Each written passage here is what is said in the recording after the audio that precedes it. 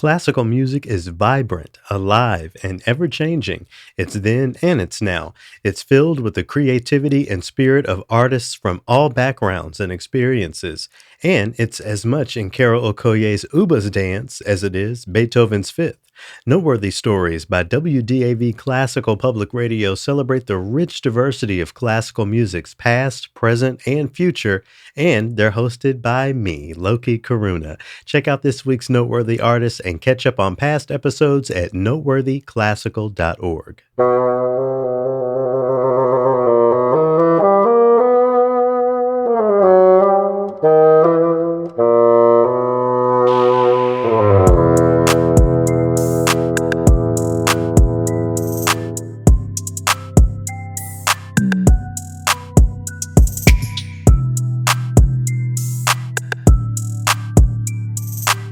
Well, hello, everyone. I'm Loki Karuna, and this is TRILLOQUY. Thanks so much for joining me once again for another week of the show. To returning listeners, thank you so much. I really love having the opportunity to share with y'all each week. Your support is so appreciated. Couldn't continue to do this show without you.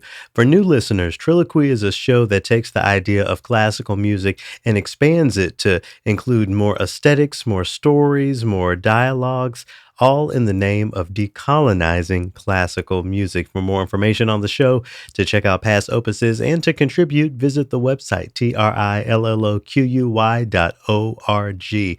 Really excited this week to feature my recent conversation with Brandon Patrick George, who just came out with a new album called Twofold. We'll talk about that more in a bit. In the TRILLOQUY this week, I'm going to share a couple of things, just, offer my thoughts on some things that have been going on. But for right now, I want to turn your attention to an issue that I've been so ingrained in and thinking about for so long, but it came back to the front, and I just want to share. Shout out to my good friend Caesar. Really enjoy getting to, spend more time with him and to dialogue more. And he came over here last week really screaming about prices for opera tickets at the Met. And, just to look at what's going on in the field live, I thought I would bring that to the front today. So I'm going to look at the Metropolitan Opera's tickets for, folks who don't know, that's, the opera house. I'm sure they consider themselves leaders in the field. And I actually went there, 2 seasons ago to see Fire Shut Up in My Bones, which was, the first time in over 100 years in the organization's history that they platformed to work by a Black composer. That's another conversation. But coming up this season in November, I've been talking about how excited I am to go there and see Anthony Davis's opera X, The Life and Times of Malcolm X. Shout out to Anthony Davis. He was on TRILLOQUY maybe a season or two ago. You'll have to go back and find that. Anyway, his opera about Malcolm X is hitting the Met in November. So I've been talking about it and thinking about it and getting ready to go, but I guess I assumed that this was something that would fit my wallet.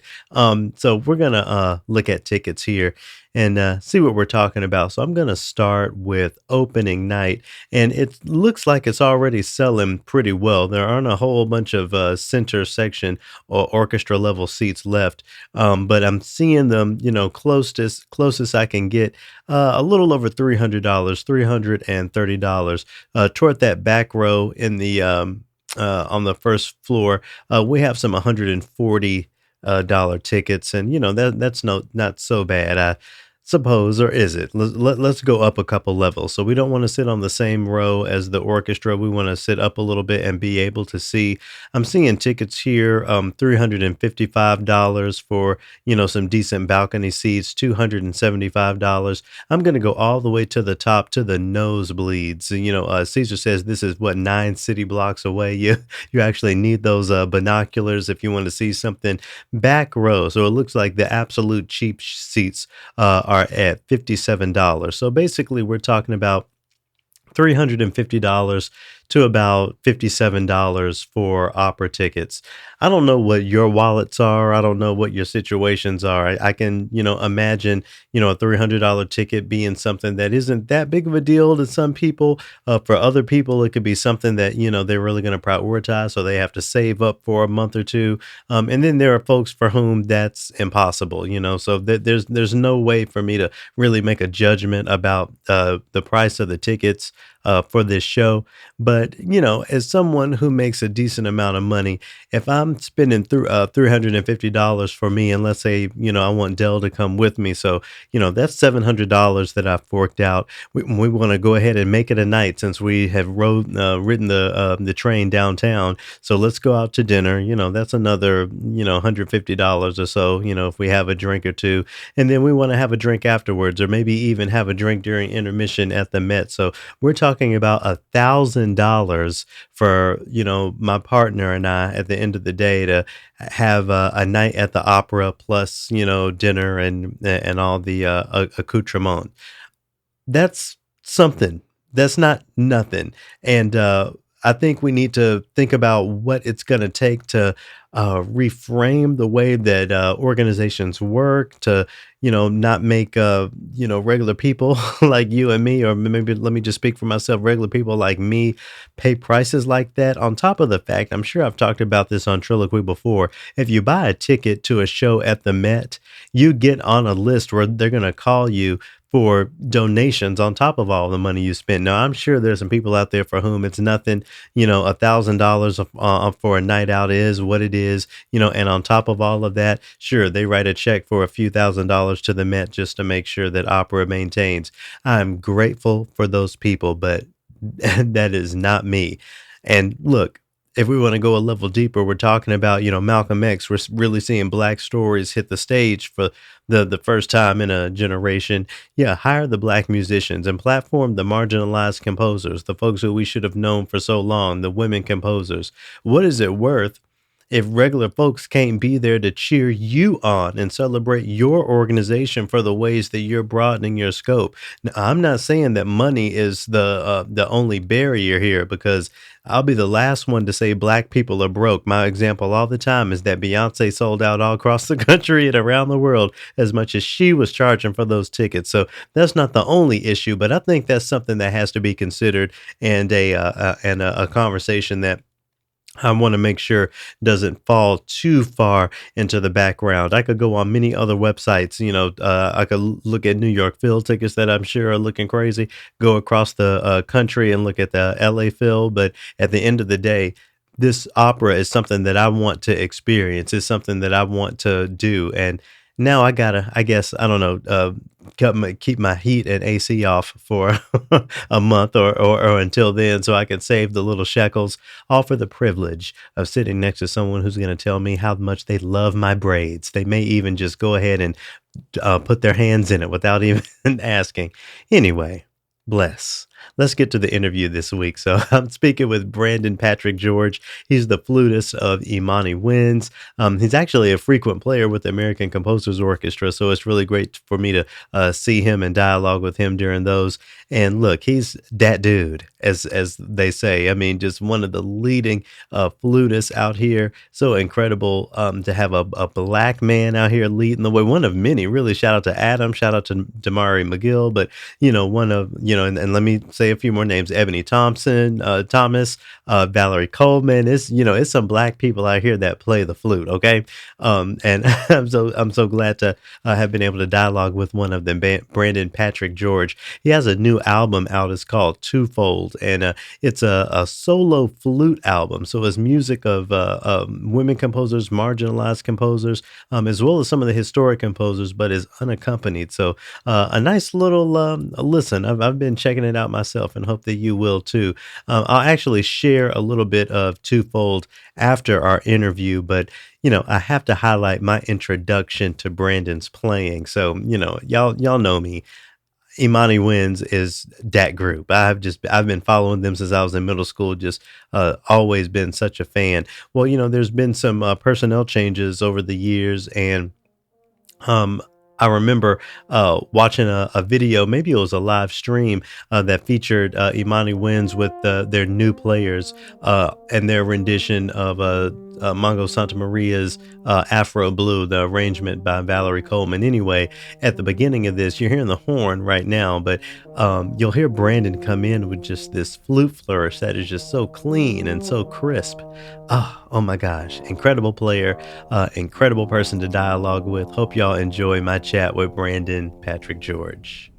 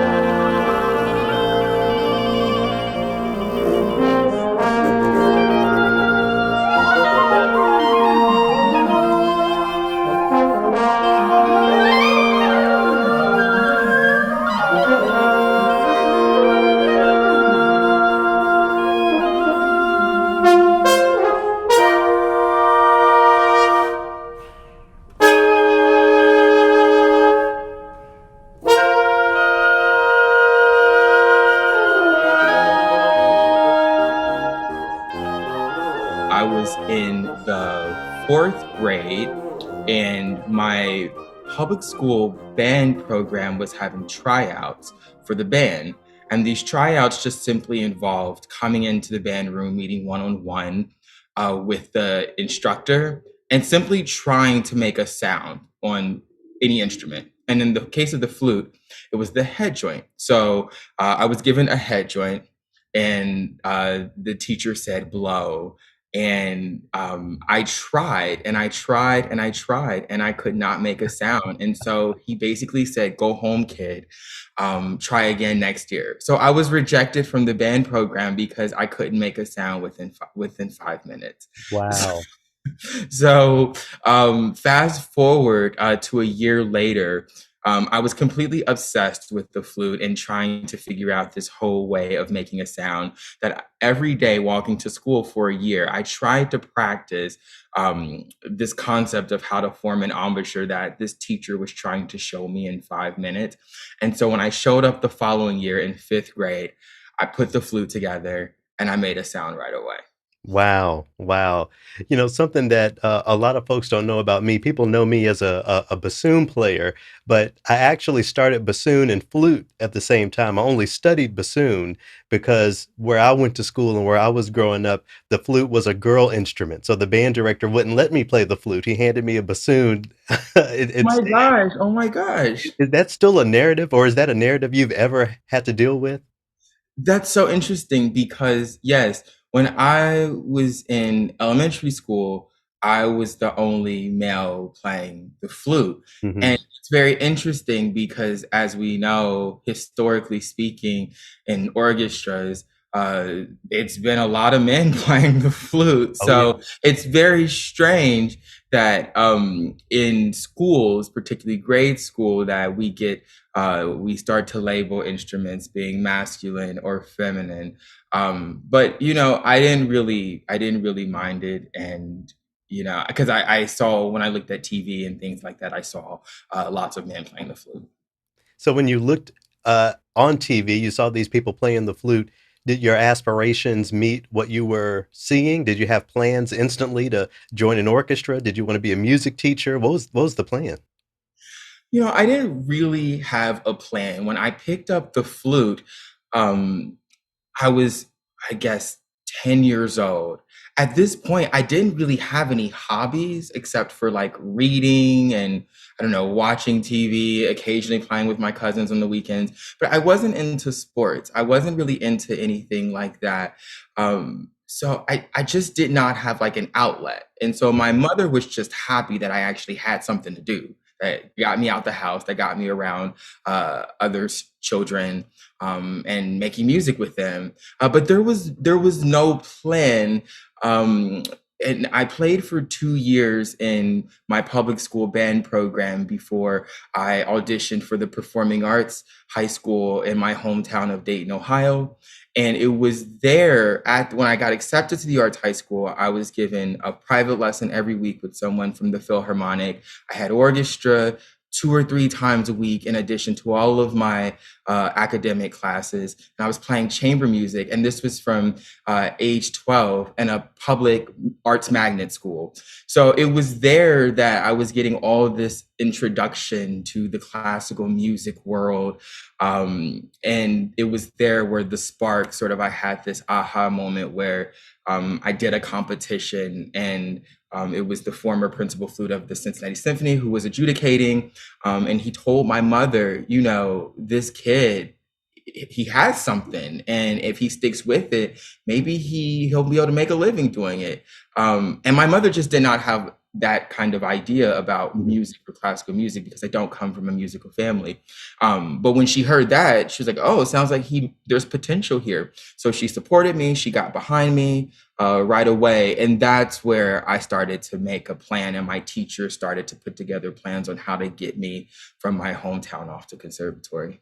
Yeah, I always find it really fascinating when musicians of your caliber describe being first generation musicians, at least first generation Western classical musicians. I wonder if you'll speak a little bit more to that. What did the conversations at home look like when you started auditioning to conservatories and taking auditions? Do they get what you're doing? That's a good question. I'm not sure that they fully understood right away, but I have to say this about my family is that they really believe in teachers Mm, and educators. And so they really, where I come from, they hold, you know, a high honor in our culture and society. And so my mom took what my teachers were saying as, this is what this kid has to do, and she was supporting it. She was driving me to my auditions, she was driving me to competitions. And I think she didn't understand, but she knew that I loved it, because I couldn't stop practicing. I practiced like crazy. And so she knew I loved it. And between the love for it and the word of my teachers, she trusted that by her just simply showing up, being a good mother, taking me where I needed to go, that was going to help me get where I needed to go. So it wasn't even about music per se, as much as it was about giving me the opportunity to have the best kind of life that I could have. And if it meant that music was going to be the vehicle for that, then she was going to support that. Wow, that's beautiful. That's beautiful. You know, you have me thinking again about my early days as a musician. When I came home with my bassoon for the first time, I went to the internet to figure out, first of all, what it was, because the band director just handed it to me. And I'll never forget, I ended up on the MySpace page of Imani Wins. So, of Oh. course, you know, the group has changed a little bit, you know, since the late 90s. You're now the flutist of Imani Wins. Were they on your radar as a youngster? I discovered Imani Wins when I was in college, actually. So I was not aware of them when I started out, and I think they were just getting cooking. I think Mhm. when I picked up the flute. Now, fast forward about 10 years, they were doing pretty well at that point, and they had come to Oberlin, where I was a student, to perform in the artist recital series. And I heard them, and I was just blown away by the artistry and just the programming, and just seeing people who look like myself playing at such a high level. But when I was in high school and junior high school, it was actually Damari McGill who was a big inspiration to me, because he came to Dayton, Ohio to play John Corigliano's Pied Piper Fantasy with the Dayton Philharmonic Mhm. in the early 2000s. And it's funny because it was just about the same time when I started to do competitions and my teachers started seeing like there was potential. And so I remember he came to play with the orchestra, and he was on the front page of the arts section. And my grandmother, in her last year of her life, saved that newspaper article for me. I had never heard him play. I had never been really to a classical music concert before, but the fact that I saw this young Black man playing the flute and having a career as a soloist was so incredibly inspiring. And I have to say that I really owe a lot to him for sure. I mean, there are so you reminded me there's so many black flutists out there. We have you, we have Damare, there's my great friend Adam Sadberry, we got Ebony Thomas down in Texas. Are y'all a little clique? Are y'all a community? What does the flute group text look like?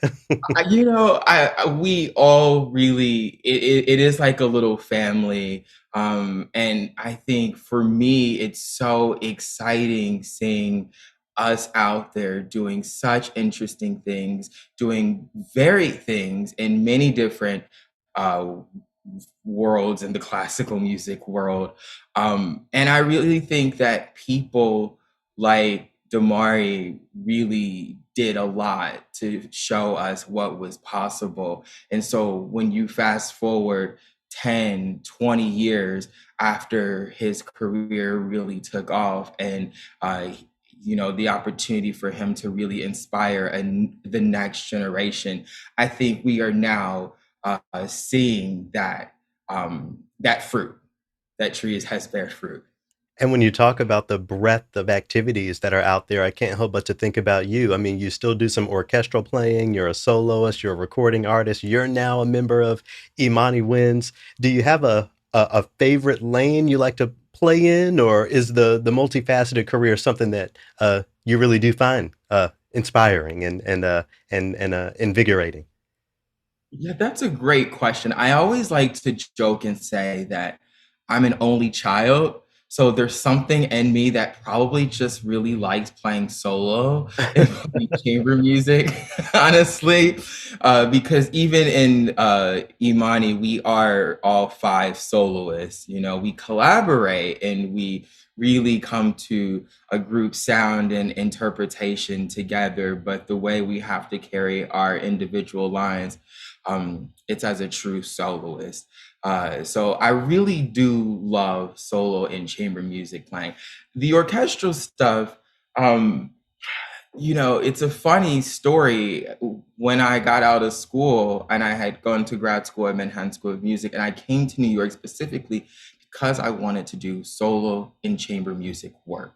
Um, and I got out of school and I was doing some competitions here and there, but I just wasn't really sure how it was all going to work and how to piece it together. Mhm. And I loved orchestra. I mean, I'm a sucker for a good Brahms symphony, a good melody, good harmonies.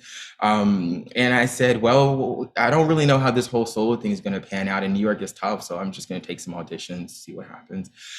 So for quite a few years, I took a number of auditions, and many led to me spending weeks in different orchestras.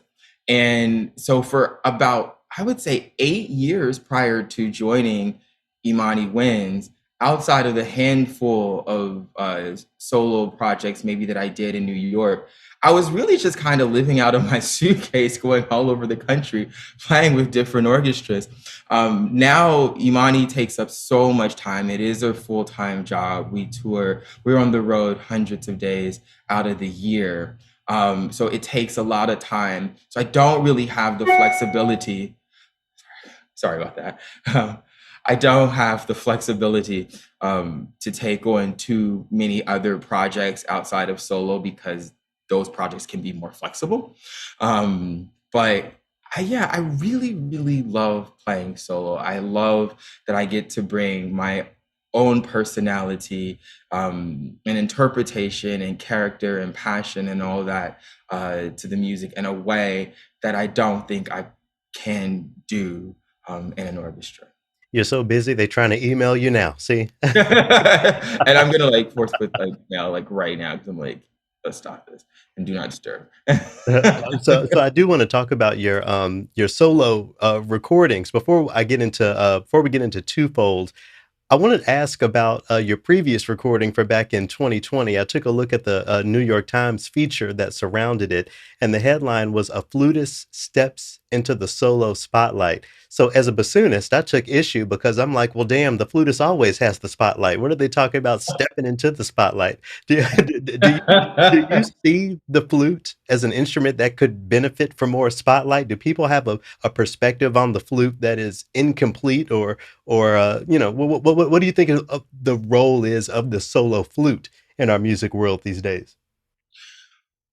That's a good question. Now, I have to say, I think when we think of wind instruments, woodwind instruments, brass instruments, we just don't see them in solo performance nearly as much as we do string players, piano players, singers, right? Maybe Hmm. not quite in that order, maybe in that order, but we don't see a lot of wind players. And though historically in the 20th century, we did see sort of the rise of solo flute performance, most notably with Jean-Pierre Rampal from France and with Sir James Galway. Hmm.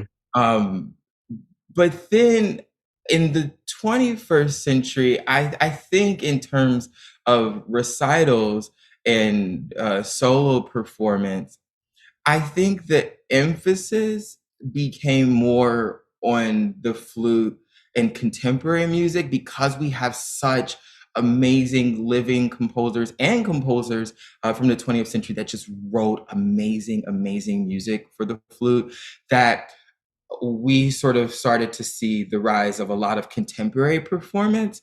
But what I was after in that recording was a combination of the two, sort of like preserving historical music and sort of approaching modern performance with historical performance sensibilities, uh, Hmm. but also playing contemporary music and music by living composers.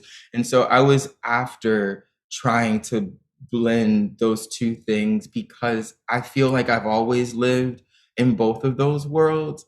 And I think it's hard for me to live without the other. Sure. So I've constantly tried to make a case for the flute, not only for the solo music that's being written today, but the great music that we have from centuries ago. That other wind players, I'm sorry to bassoonists out there, but the flute just has a lot more of that, particularly Bach.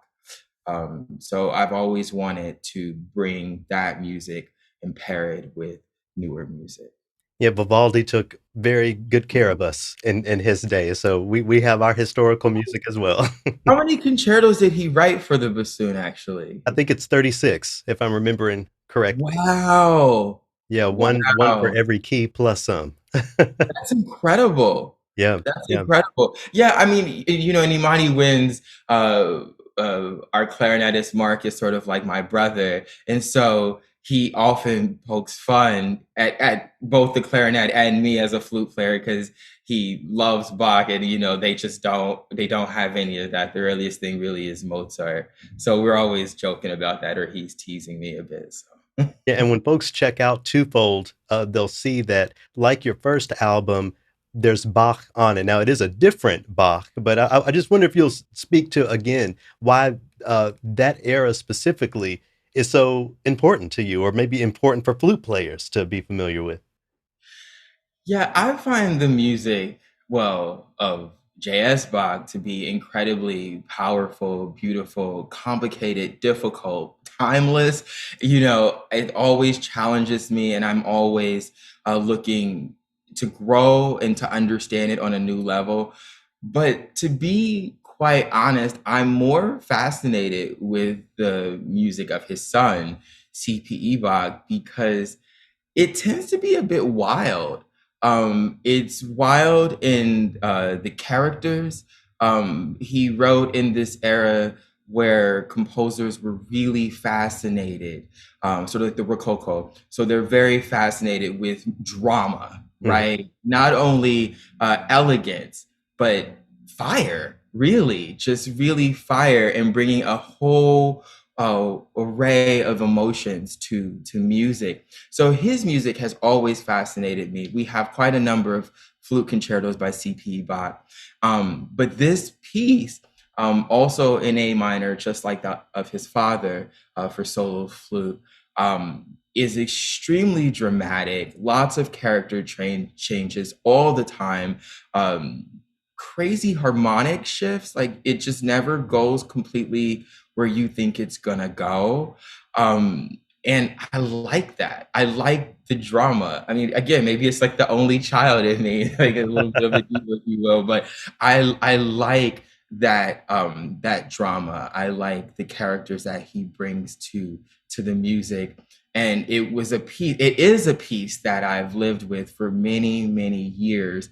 But it's an interesting story about how that piece came to be on this program that I put together on Twofold, because like everyone during 2020 and into 2021, I spent a lot of time playing unaccompanied music. Spent a lot Mhm. of time by myself. I don't think I saw my colleagues from Imani Wins for almost a year, out of precaution and waiting for vaccines and things like that. So I spent Yeah. so much time. And so CP Bach was sort of like, I don't know, comfort food. It was just this piece that I came home to. And then I realized, at some point in 2021, 22, that Saad Haddad, fantastic composer, had composed a work for solo flute that is directly inspired by this C.P. Bach Mm. sonata. And I said, wow, this is really awesome. So one of the first performances I gave out of lockdown was that I got to pair the C.P. Bach with Saad's piece, which Saad intended for these works to be performed back to back together so that the listener can hear the connection, right? And so I became super fascinated with sort of like this two ways of hearing things and also the concept of pairings.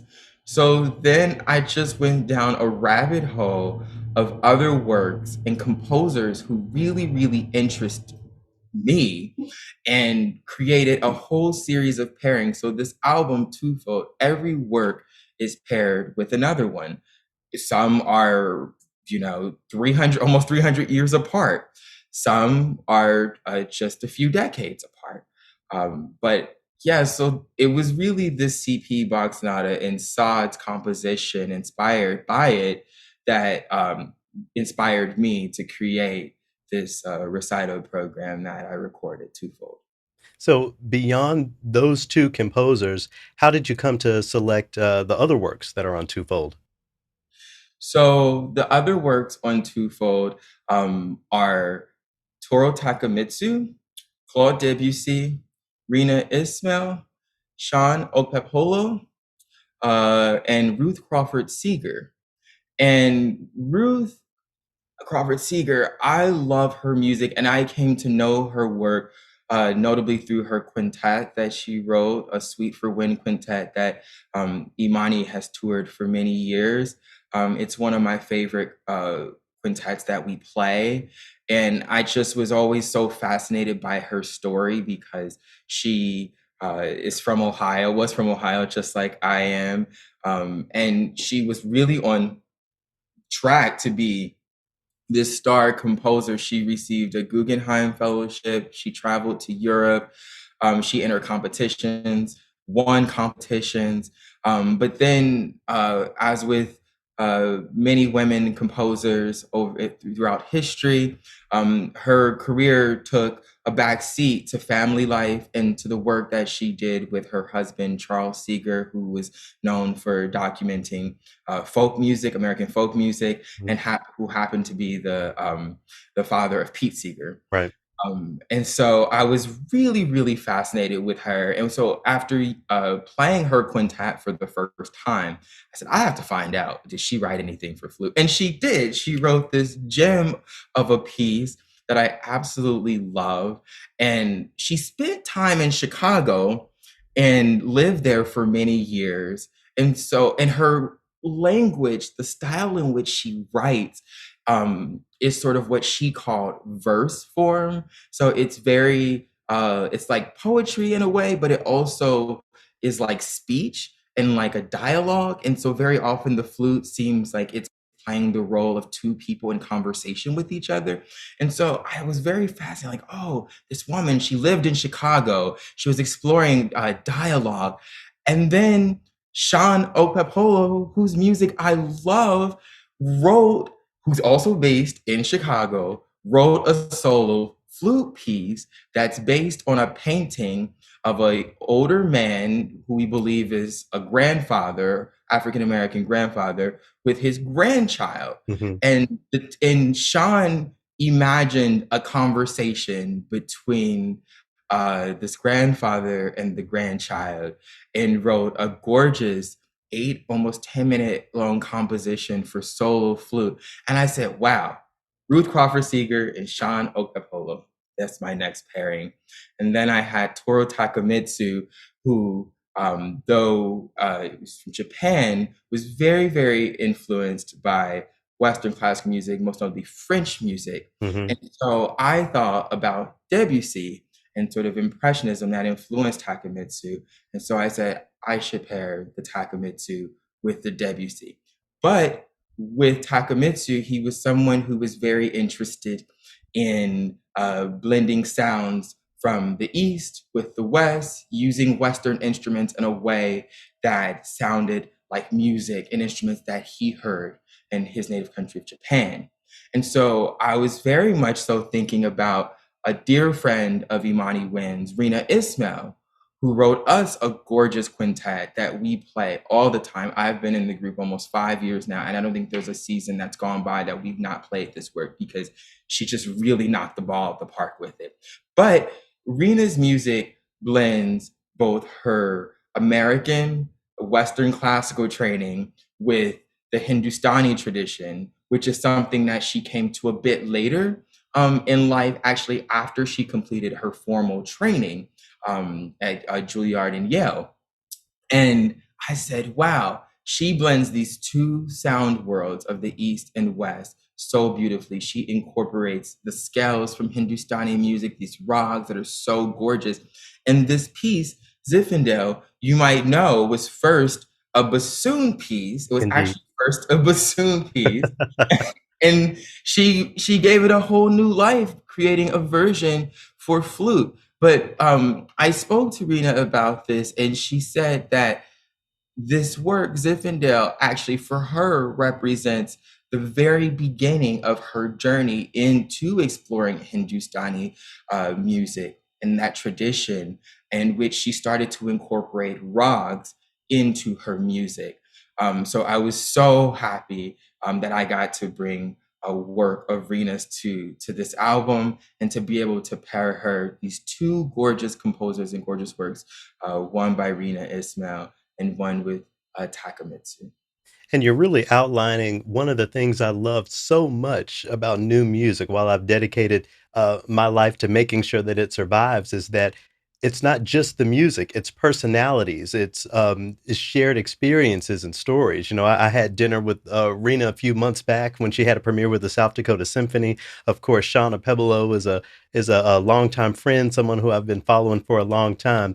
At the same time, it would seem, at least to me, that that creates a sort of challenge around new music. If you don't quite get the CPE Bach right, he's still dead. So it's not going to matter.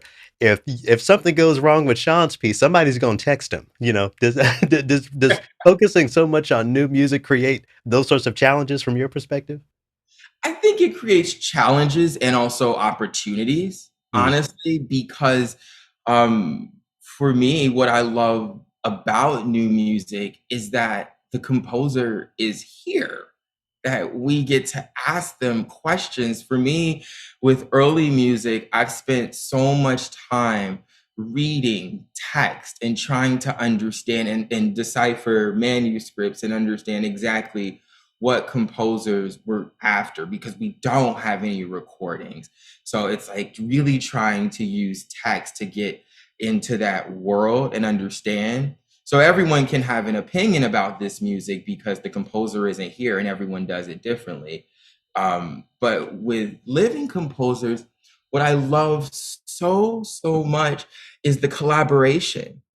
So for each work on the album, Saad's piece, Rena's piece, Sean's piece, I played those pieces for all of them. Now look, if someone has a problem with it later, they have to take it up with the composers, Right. because I have to say I played. There are things that I did differently, that maybe are not in the scores because the composers specifically told me that they wanted me to do it differently. Maybe they'll edit it and they'll change it based on what we talked about. Maybe they won't because they just thought what they wanted me to do suited me as a player. I don't know. But I love the collaborative nature of contemporary music and really being able to get in the head of the composer and ask questions, like ask them what Mhm. are they going for, and to have real conversations. And sometimes composers write things that are really difficult and maybe they don't always work well. And composers are all what I've found, they're always really open to feedback and understanding your needs as a performer more, understanding your instrument more. And so I feel like I like this collaboration and this trust that we build as performers with composers, and vice versa, because they need us, we need them. And I really love the collaborative nature. And I think that is why I'm so drawn to contemporary music. Not that anything is ever too difficult for you. I'm sure that's a conversation that's never, ever been had. Oh, there's some things. We all have our weaknesses. I'm not ashamed to say that. But there are things that are challenging, but it's always, I think, a beautiful challenge to pick up a new work and try to figure out what a composer is after and trying to bring their ideas to life. I think that's so beautiful. So are you already thinking about a 3rd album, or are you catching your breath for a minute? I did record a third album last Okay. year, that should be out sometime in 2024. Okay. Yes. So I recorded two albums last year, which was pretty wild. But I'll have to say that this album Twofold is fully unaccompanied. So that just made everything easier, because when you're dealing with piano or any other instruments, the scheduling, the piano tuning, the instrument, the studio, there's so many moving parts. So Twofold, for me, was kind of a simpler experience than the first album and then the third album that I just recorded. You really are an only child, because I was expecting you to say that the unaccompanied would be more difficult, but you're saying it's easier. Put you in a room by yourself and you're good. You put me in a room by myself and I'm just happy as like can be. Like I really love it. I really do. And I love that this album gave me an opportunity just to put out into the world uh, pieces that I've lived with for many years, but also some brand new works that are just absolutely stunning, bringing them all together. And also gave me an opportunity to reflect on 2020, 2021, and the music that I lived with on my own in isolation, and put that out in the world. When I think about the different aspects of your career performing in orchestras, the chamber music, the recording, I wonder if there were big takeaways specifically from the recording part of your work. Is it the same as going to play a concert? Are there different approaches or ways to engage recording versus live performance? That's a great question. I think uh, for recorded performances, um, what's really important to me is to have a good set of ears on the other side of Mm, booth because you're not really sure what's going out there.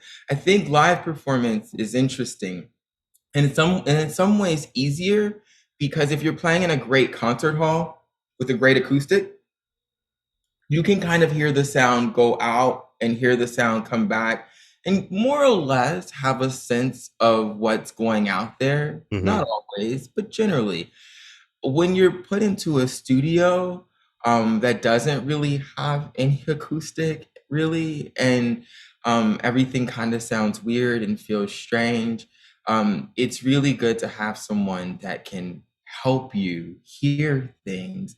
And so that was incredibly beneficial for me. And also, one thing that I felt was difficult because I felt that sometimes my musical ideas weren't really being translated in mhm, a way that would come across on an audio recording. So I found that some things had to be exaggerated in a way just to really, really get the point across. So that was difficult. But when it comes to performing versus live performance, orchestra, solo, um, I'm not the kind of person who I go into a studio and I think, well, I have X amount of hours. I can just kind of do as many takes and things as I want. I like it to feel as natural as possible. You can clean up some things, perhaps, if here and there. But I really want my performances that people hear to sound like me yeah. in a performance. And I think there are just certain things. There's a certain energy that you have in a performance that you don't have if you're just kind of relaxed and, doing take after take after take in a recording studio. So I'm more interested in performing in the studio, performing for the people on the other side of the booth. They are my audience for that moment and I'm playing to them and I'm trying to convey all of my ideas and I try to play in a way that really reflects an authentic live performance. So beyond those artistic things that you laid out, what do you think Western classical recording artists need to understand about the recording process or the recording industry overall? The biggest thing that I see is people complaining about the fact that they don't make any money through streaming and those sorts of things. Are there other big items that you would encourage aspiring classical recording artists to understand before they step into that booth? Yeah, it's a huge undertaking. It really, really is. And again, because you said beautifully, there is an issue with streaming. Like the numbers just don't make sense. Math don't There's math. a fabulous video with Snoop Dogg that's going around where he's talking about the streaming numbers and just like saying like this stream equals this. It just the numbers make no sense. And so that is really, really tough. It's very expensive. I've been very fortunate that I've had some funding for projects. My very first one, I had support from so many people through a crowd sourcing, through a fund and campaign. And then through my most recent one, I was part of WQXR's Artist Propulsion Lab the first year that happened in 2021.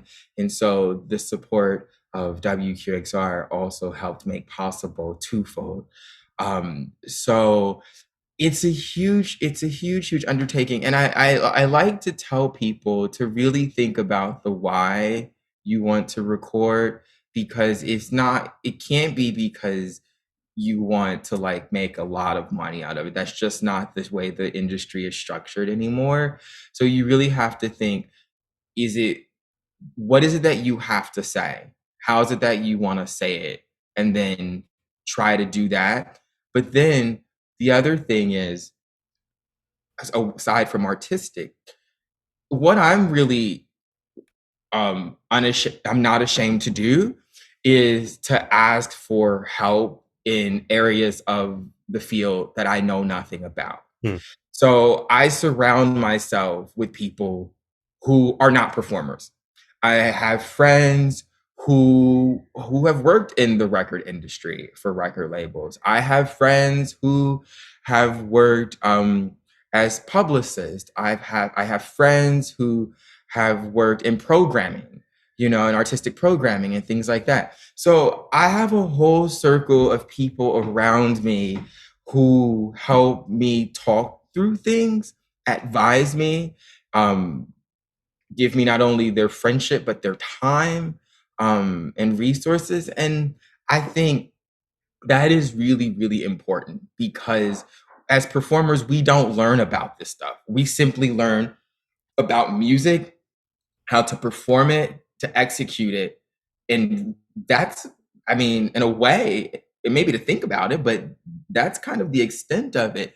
So for other things, it's really important that musicians seek out Mhm. information from people who do other things, because it will make making a recording a lot easier, I think. And in addition to seeking advice and perspective from other people, I appreciated reading on one of the websites that profiles you that the converse is true as well, especially since 2020, when a lot of organizations are thinking about diversity and equity in different ways. We all, to some degree, have experienced the whole panel discussion circuit, so to speak. What have your engagements with that part of the arts look like when people ask you to come in to speak on those topics? Yeah, in in 2020, so much changed for the world and for us as a nation, people. And it was tough. It was really, really difficult. And I was asked a lot to come and to speak on various issues of race and inclusion in classical music.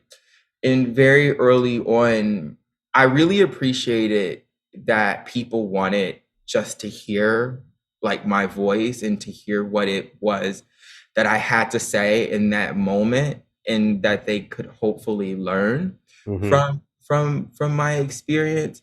But the flip side of that is that it also became increasingly difficult for me to have those kinds of conversations, because um it's almost like one is being asked to relive traumatic experiences. Yep.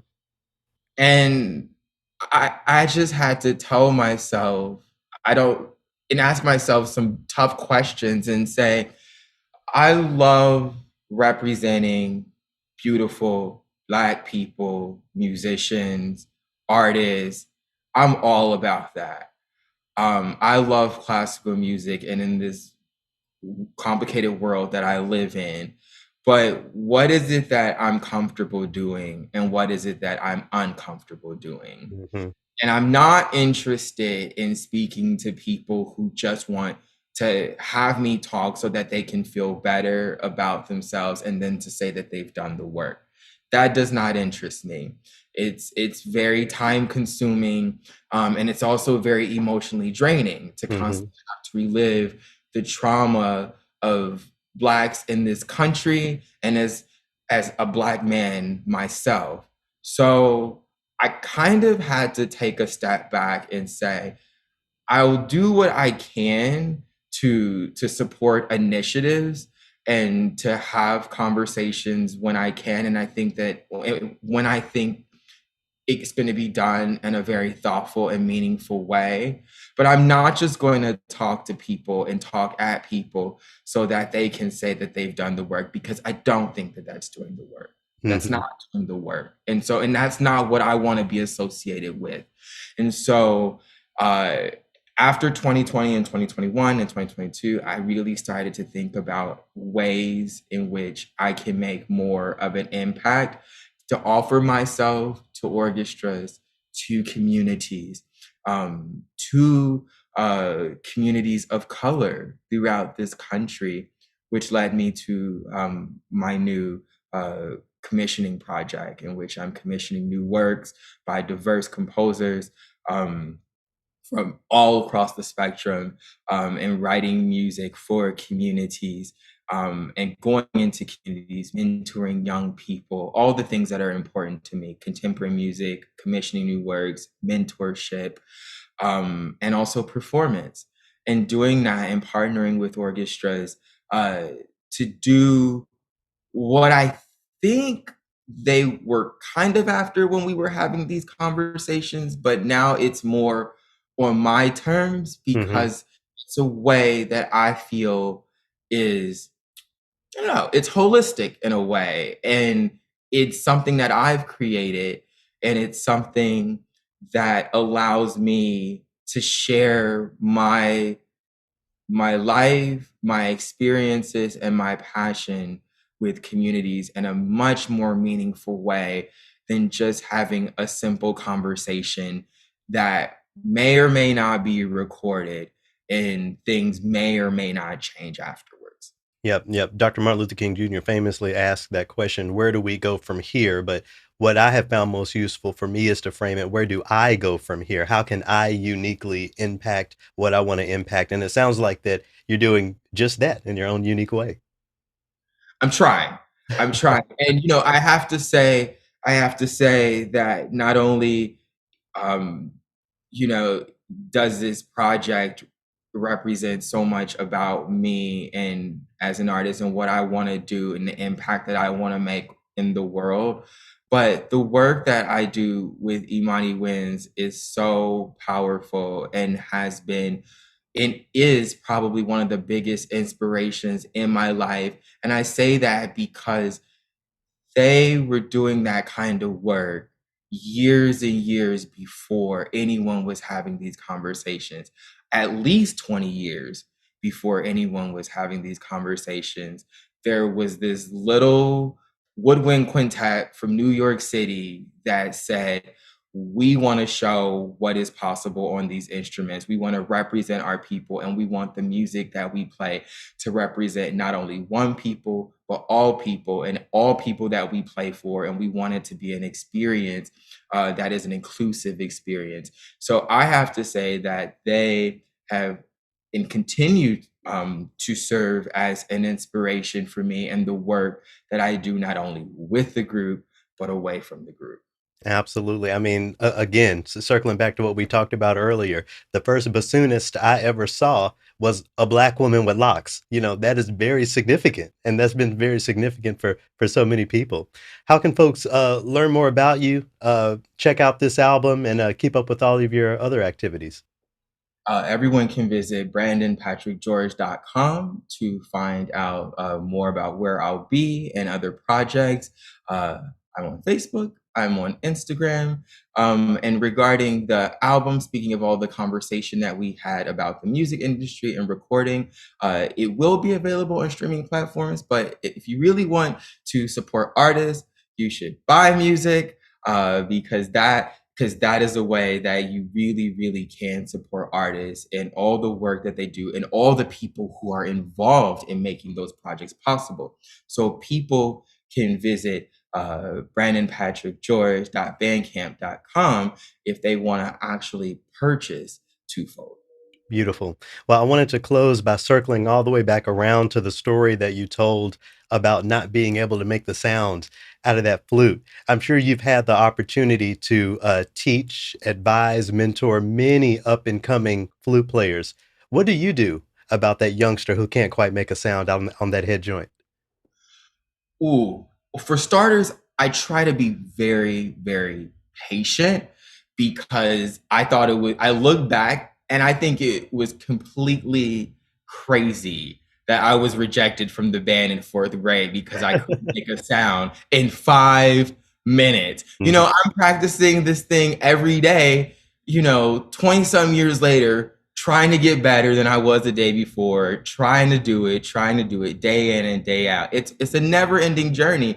So I try to be patient with young people and let them find their own way. I think that's also a part of how I work with young people. I'm not one to tell people what to do. I ask a lot of questions and ask them what they're needing, because I think if you can ask them what they need, and you can ask them what they're hearing and get them to articulate it, then it just might be a little easier for them to play it. So I really look at my role as not a teacher in this sort of dogmatic and telling you what to do way, but just like, hey, what are you hearing? What do you need? And helping someone become their own best teacher, because that's what my teachers did for me.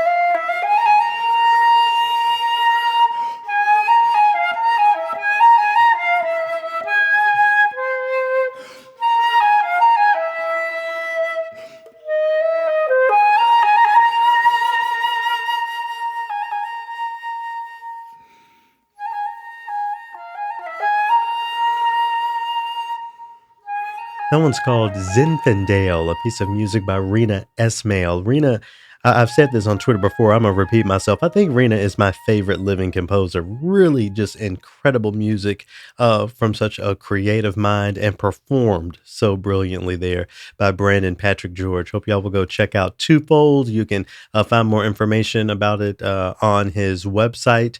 And look, like he said, let's support the artists. I mean, it's good to stream and to, check things out on YouTube, but let's put some support behind this album. Actually purchase this album so that we can make sure work like this continues for a generation and more to come. All right, well, we're here at the weekly Triloquy. I'm not gonna do too much this week, but just a couple of things I wanted to highlight. First and foremost, I'm seeing a lot of folks talking about Ashton Kutcher and Mila Kunis and the letter of support, character letter that they wrote for their previous co-host, who is going to be serving 30 years to life in jail for rape. They're facing a lot of backlash for that proximity, for what they've done. And while I can talk about that, the way that I have been thinking about connecting that to the arts is what proximity to the status quo really means for people, or what it can mean to people.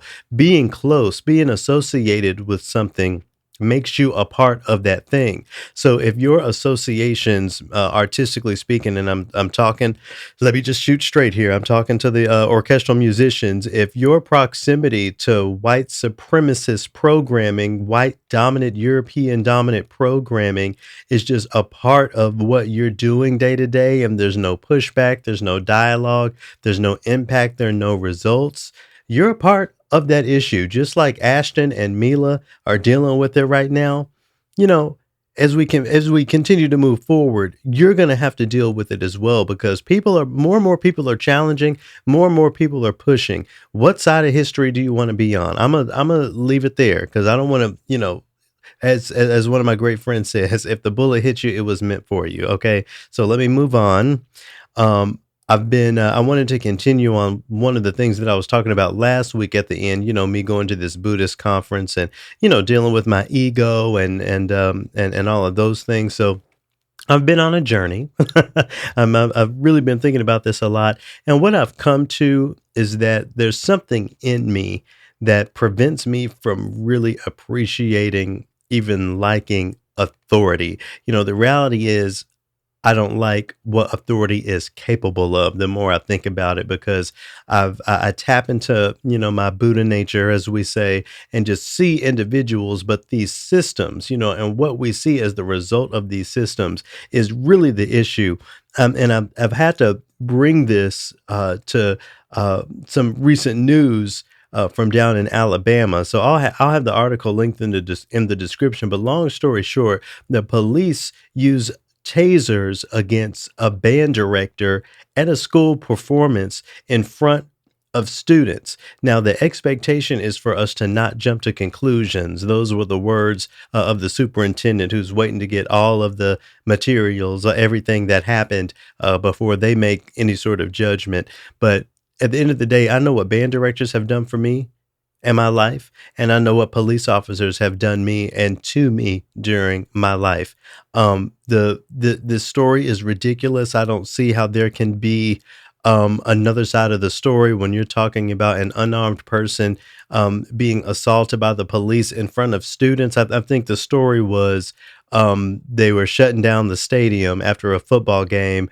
The students had a minute or two left on the song, whatever piece of music that they were playing in the stands. Both schools said it was cool, but the police are trying to assert their authority and scoot everybody out, not now, but right now. And when the band director resisted, he was tased. And so all of that is going on. I'm sending positive energy. His name is Johnny Mims. Sending positive energy to Johnny and to the community, especially the students who had to sit there and watch that. And you know what? I'm sending encouragement to those of you who consider yourself good policemen. I've been meeting a lot lately, and we need your help. Help us help you, okay? Advocate for proper investigation of violence against citizens. Don't just go along like so many of these musicians do, okay? Be that fish that's swimming upstream or whatever, and really call this stuff out. Find a way to report corruption within your ranks that's actually effective. See us as equal when you're on the beat or when you're pulling somebody over. Regard us as your colleague in humanity and not your subordinate, okay? Now, I know that this is coming from someone who just innately has a problem with authority, as I said earlier, but I don't think it's unfair to ask for police officers to see us as peers and not people who you can just tase in front of children because we aren't doing exactly what you want. I'm dealing with my problem of authority by applying that to myself. Conversely, taking myself outside of that stratified perspective, I'm applying the compassion that I have for my peers to those in so-called authority. Okay. It's easy to be frustrated with your idea of someone or even your idea of their intent. But for me, I think it's more difficult to be upset with the human being that's doing their best. Just like I'm a human being doing my best, these people are as well. Now, if a person isn't doing their best, like these police officers who needed to assert their authority for no good reason and tase the man, that's their negative karma, and that's for them to deal with. I know that the community is surrounding Johnny Mims. He is going to get so much benefit for persevering through this challenge. And, the people on the other side of that will have to deal with what they have to deal with down the road. Okay. Shout out to everyone who came and said hello after my presentation at the Public Radio Program Directors Conference. Really enjoyed working there with Sherry and Oliver and Tamberly. Shout out to y'all. And you know what? Shout out to those of you who didn't feel compelled to do your best and say hello. You know who you are. Be safe, everybody. Really appreciate all it again, and talk to you next week.